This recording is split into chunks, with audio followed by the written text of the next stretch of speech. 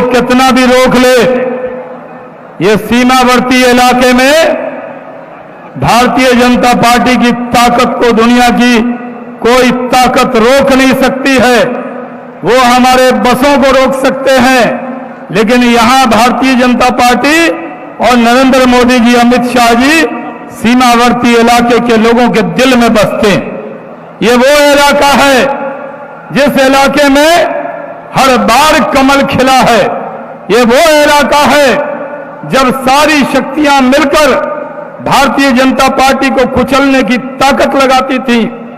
बड़े बड़े कद्दावर नेता होते थे, तब वो बीजेपी का कुछ बिगाड़ नहीं सकते थे। आज तो हमारे पास एक बड़ी ताकत है और ये रैली हो रही है। अमित शाह जी तो पहले भी सीमावर्ती इलाके में आए हैं, लेकिन वो गृह मंत्री बनने के बाद पहली बार आ रहे हैं, इस इलाके में आ रहे हैं। तरह तरह की गलतफहमी पैदा करने की कोशिश हो रही थी, लेकिन उन सारी गलतफहमी को दूर किया गया है।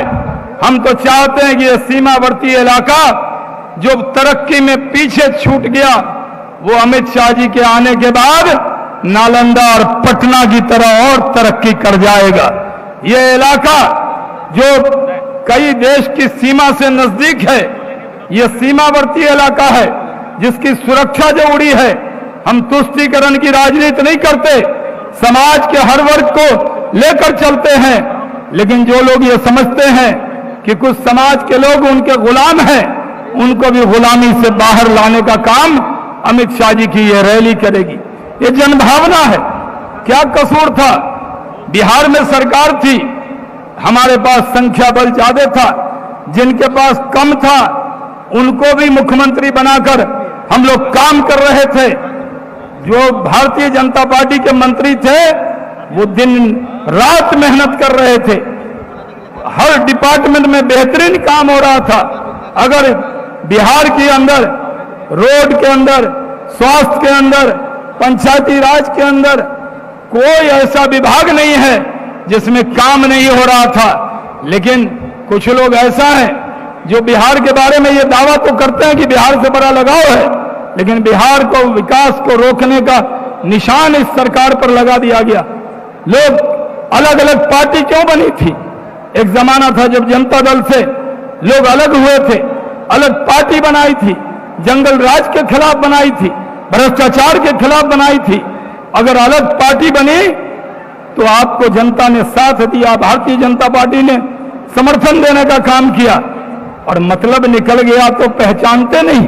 जब हमने आपको साथ दिया तब तो हम लोग बहुत अच्छे थे, आज हम बहुत बुरे लग रहे हैं। कुछ भी बोलते हैं तो कहते हैं अंड बंड बोल रहा है।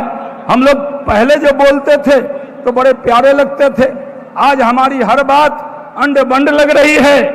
आपने बिहार की जनता के साथ जो अंड बंड किया है उसका जवाब मिलेगा। हम लोग तो एक कसक रह गई थी। पिछले लोकसभा के चुनाव में हमारे गुजरात ने 100% सीट दी थी, राजस्थान ने 100% दिया था, दिल्ली ने 100% सीट दिया था, लेकिन हम बिहार के लोगों को ये कसक रह गई कि 40 में हम 100% नहीं दे पाए, हम एक सीट नहीं दे पाए, और वो सीमांचल की सीट थी, वो किशनगंज की सीट थी। इस बार ये प्रण लेकर उठना है कि इस बार का जब लोकसभा का चुनाव होगा तो हम 100% रिजल्ट देंगे, हम 40 की 40 सीट जीतेंगे। और जो सीट, ऐसा नहीं है किशनगंज एक बार हम लोग जीत भी चुके हैं, तो सीमावर्ती इलाके में भी सारी सीट जीतेंगे। और वो सब इलाका, जो इलाका यहां किशनगंज से लेकर आप भभुआ कैमूर तक चले जाइए, कमल ही कमल खिलाना है, बिहार की तस्वीर को बनाना है। नरेंद्र मोदी जी का नारा है सबका साथ, सबका विकास, सबका विश्वास। हम सबको लेकर चलेंगे। जो इस मुल्क से प्यार करेगा हम उससे प्यार करेंगे, जो भारत माता की जय कहेगा हम उसकी जय कहेंगे, और जो भारत में रहकर भारत के विरोध में बोलेगा उससे न कभी समझौता किया है न करेंगे। बहुत बहुत धन्यवाद। जय हिंद।